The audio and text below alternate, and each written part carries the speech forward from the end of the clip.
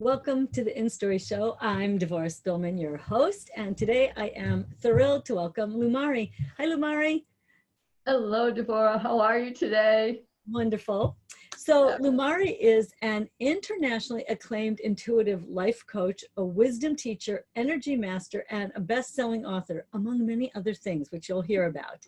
So Lumari, tell everybody a little bit more in your own words, a little bit about the work you do in the world. And then, like everybody else, I'm going to ask you, what did you do before this so that we kind of Okay, hear how you got from there to here. perfect.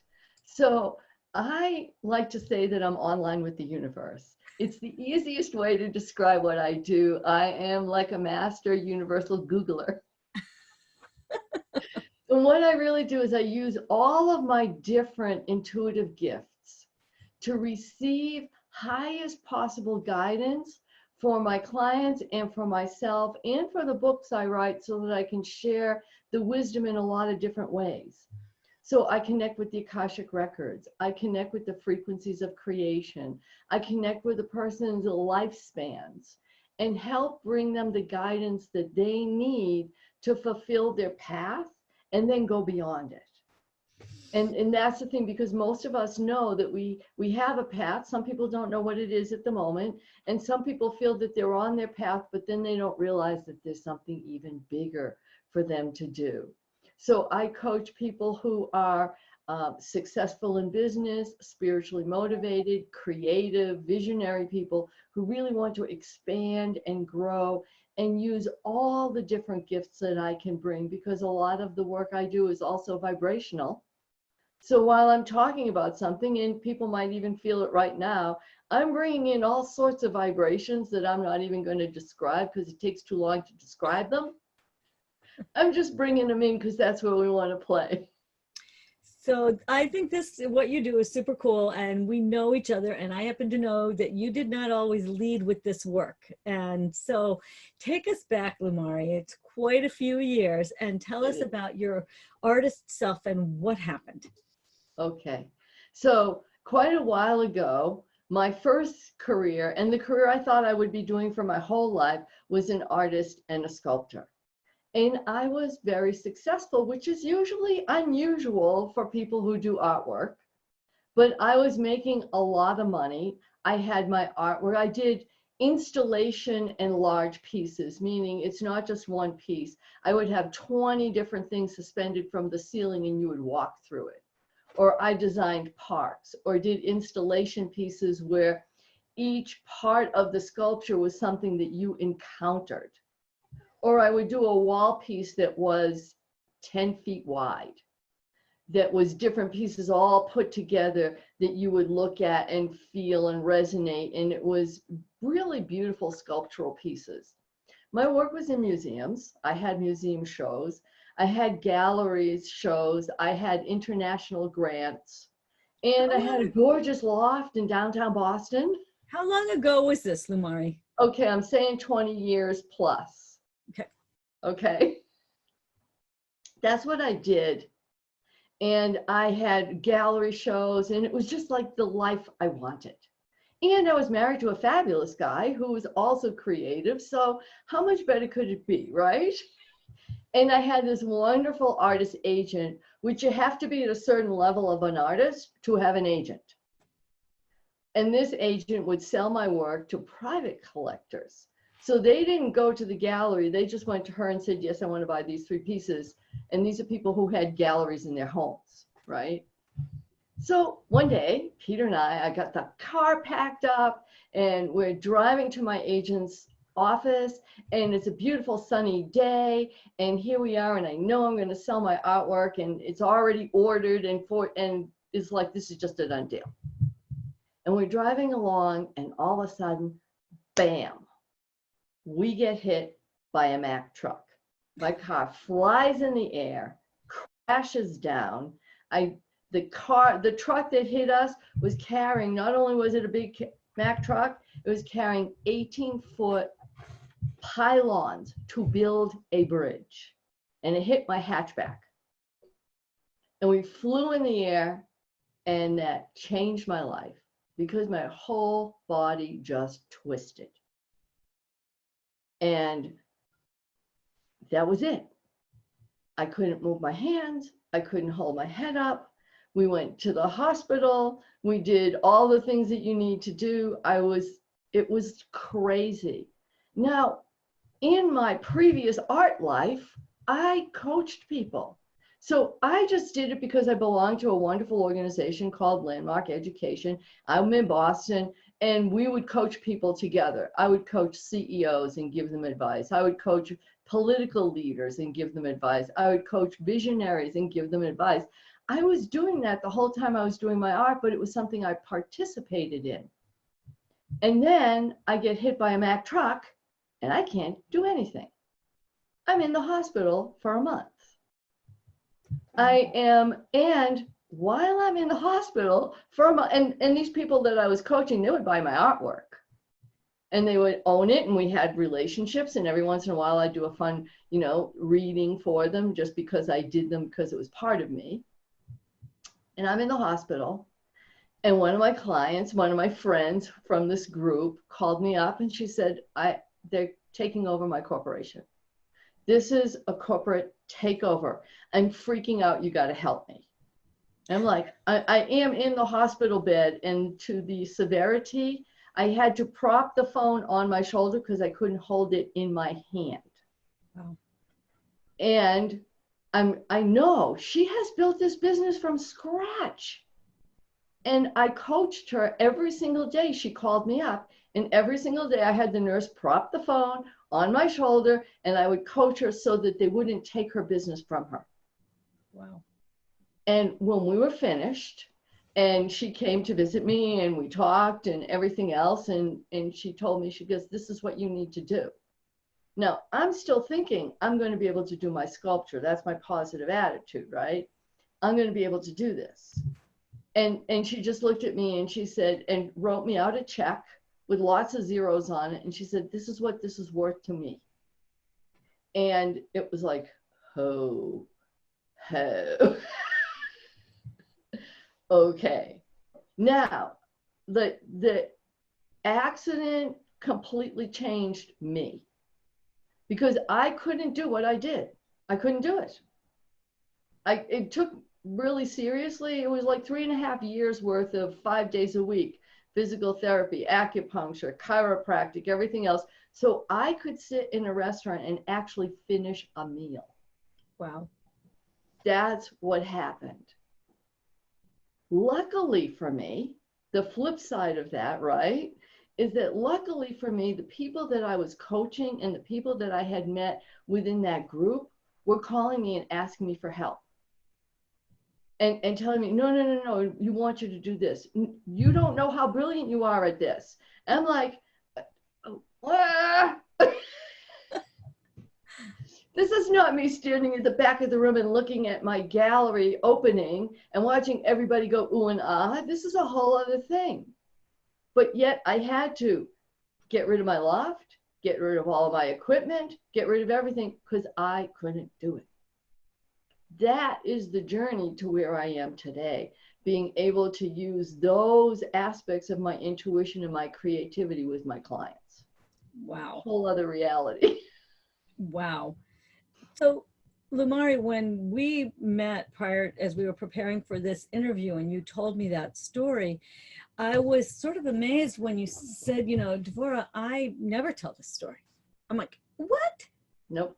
And I want to talk about that a little bit because it's such an important message for each of us that those turning point stories are encouragements to the next person that you can get back up. Like you could have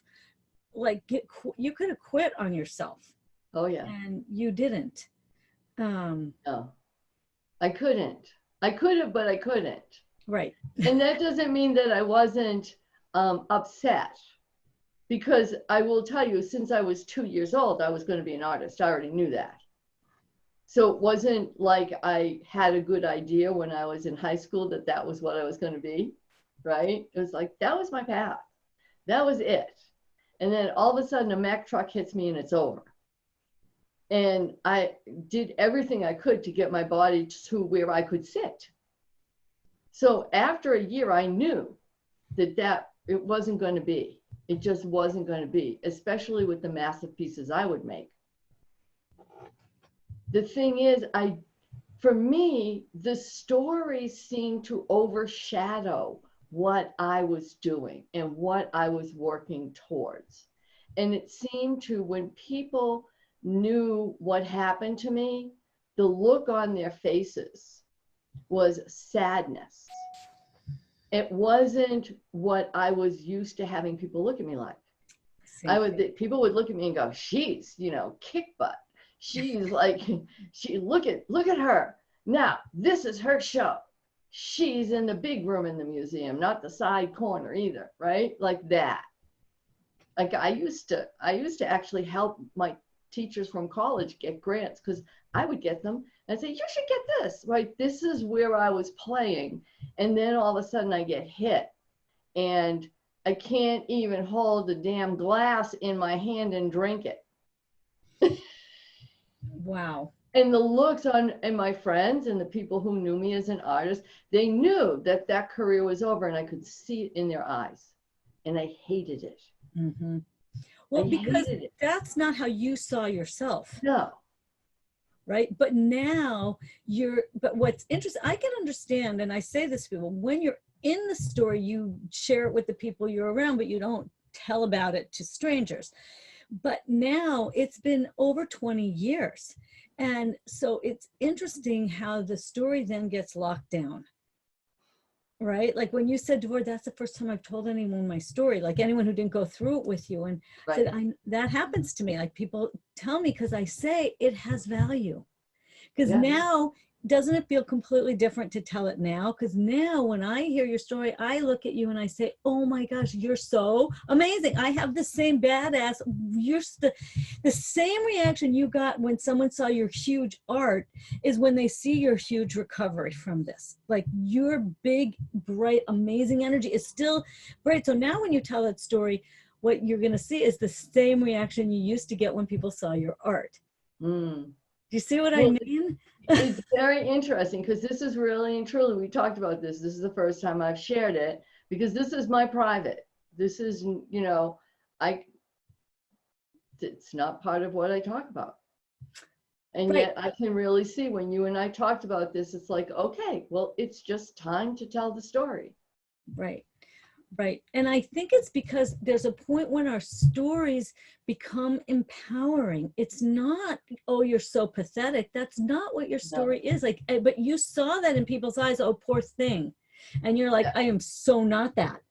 And so that's why you stop telling it. But now it's like, I am like extremely powerful. And this story just launched you into a different expression. Like, what do you say to yourself now about that whole story? Well, and my life wouldn't be like this if that didn't happen. And I know that. Now, I don't know what my life would have been like, but there's no reason to project. Right.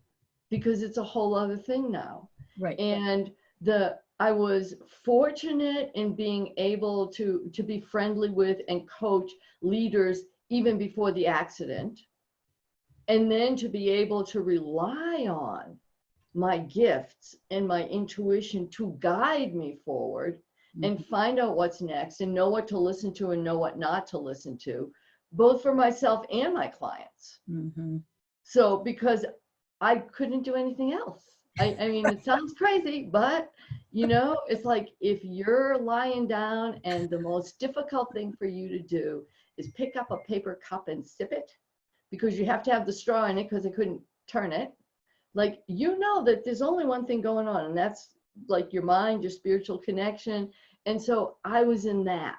And when I realized that, and I realized how open of a channel I was, then it allowed me to move to this place, which is using those gifts not only for myself and my own strength and reboot, so to speak, reboot with really cool high heels, but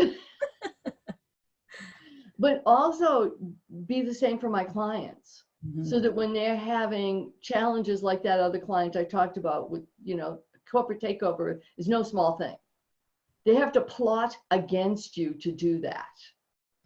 And I coached her and I used my spiritual gifts. She did not have that corporate takeover. And I will tell you, she's worth way more money now. She is leading much bigger organizations now than she was then. But, and I'm doing it from my hospital bed, right?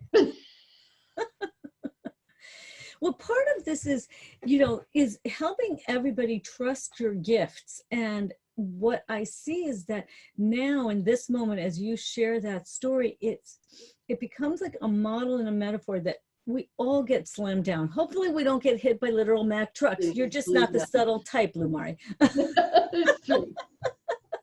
You didn't make small art, you made huge art. So you didn't get hit by a car, you got hit by a Mack truck carrying pylons for a bridge. I mean, okay.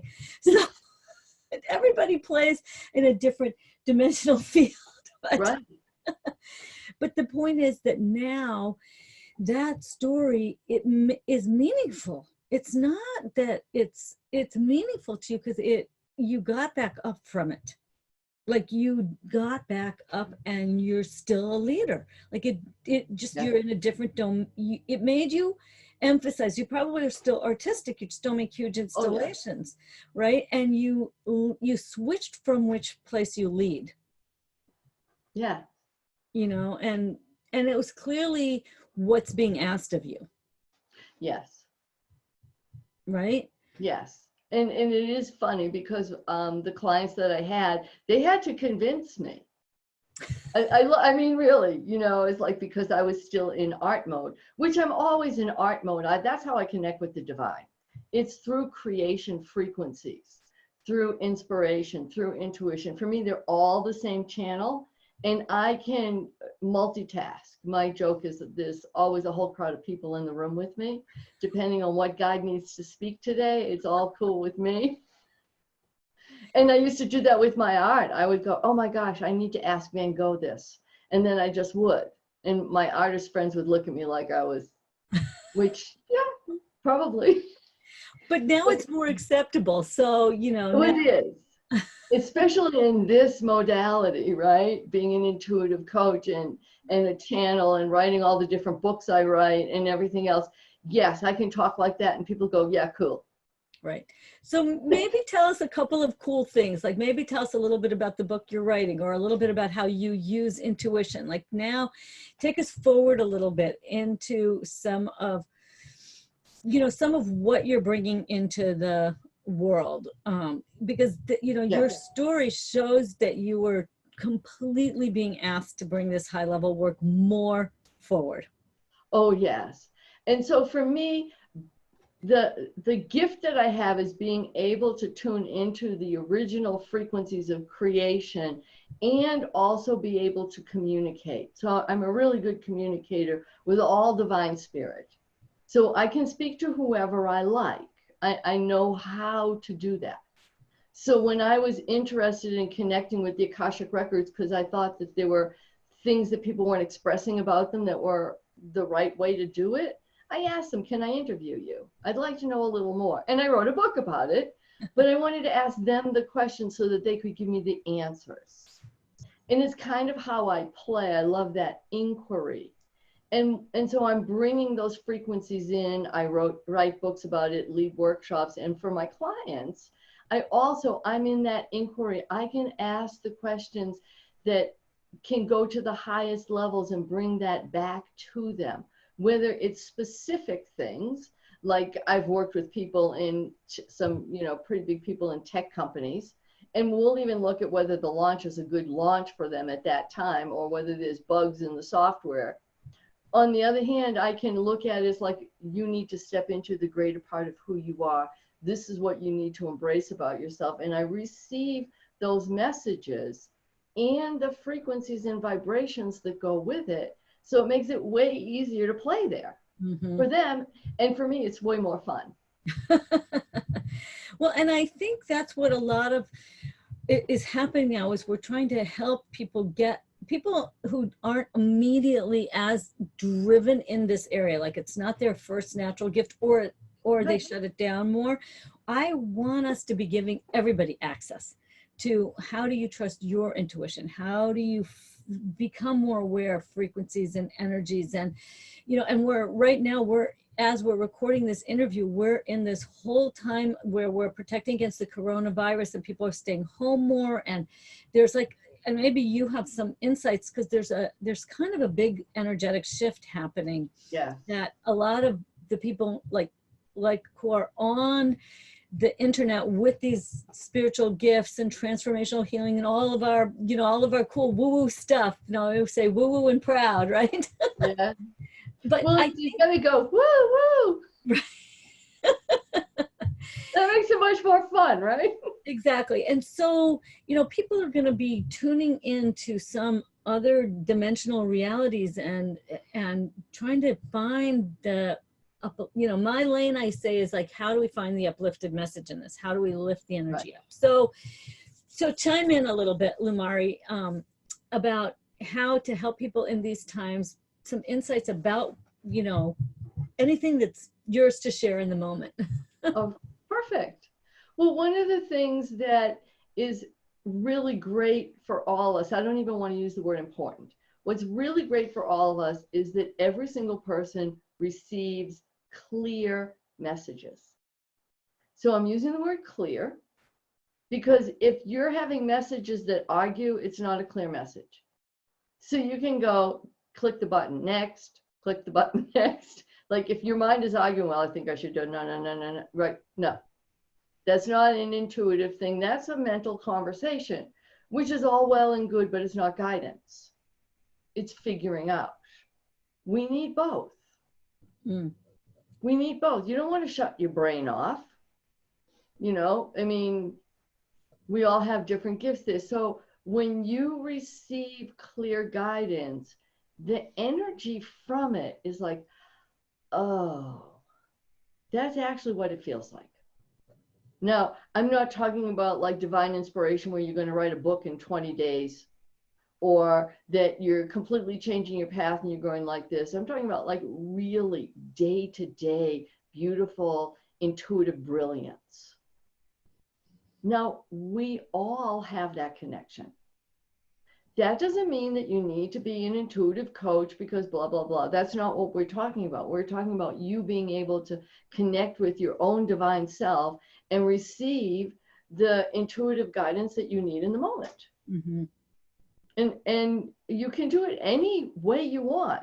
I mean, I've done it shopping. Do I go here or here? Oh, okay. Why not? Right? Of course, I have fun with it. And I know we're talking about things that are serious. But the other part is, for example, if you think you need to go somewhere, but inwardly it's saying, you know what? Stay home, darling. Just stay home and relax. And then you hear, no, but I need to. Okay, which one do you want to listen to? You want to listen to, no, stay home, darling, and relax.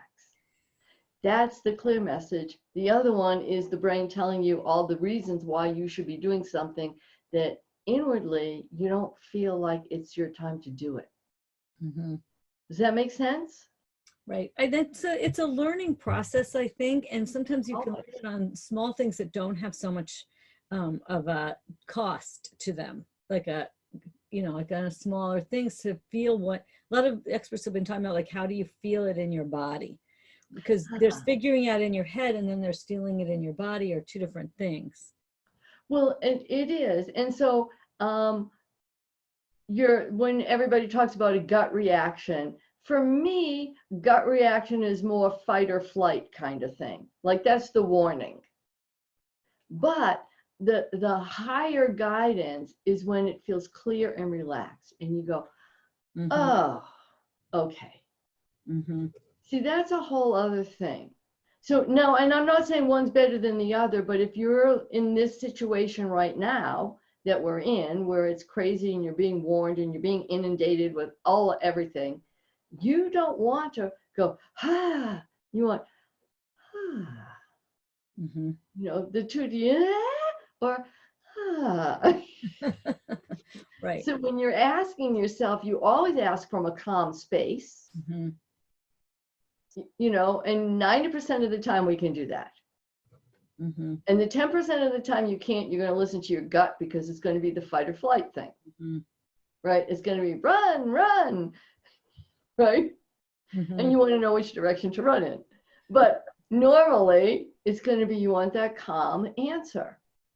And practicing it is actually really easy. And you can do it. The easiest way to do it, you're going to laugh. What do you want to eat from the refrigerator? Stand in front of the refrigerator and go, what's going to be really good for me today? And then pick one. Okay, so it's totally not loaded unless your refrigerator is filled with chocolate. And then you've got a problem. But you see, and I make light of these things, and you know, Devorah, that like this, I'm immersed in this. So I'm receiving all of these different vibrations and guidance from beings all over the place.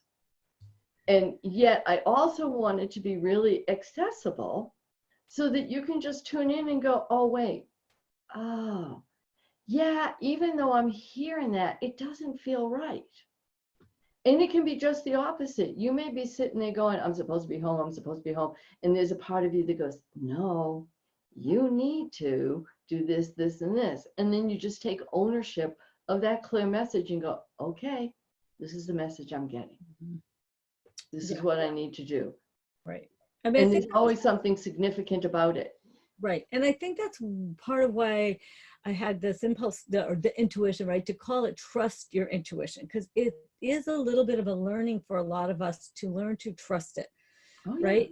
And often because we had it when we were little, and then that got slammed for one reason or another for most people. And then learning to build that trust back up is such an important and powerful tool.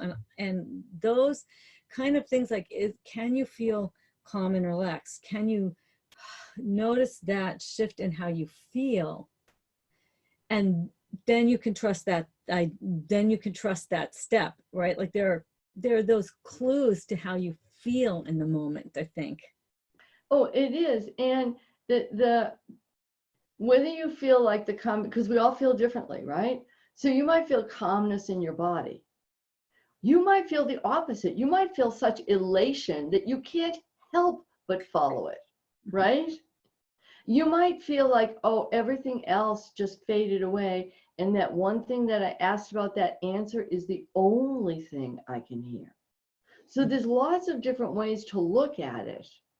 We want to practice it.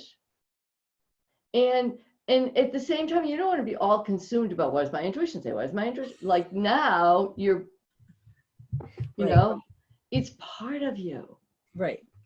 In the same way that creativity and writing and your story is part of you.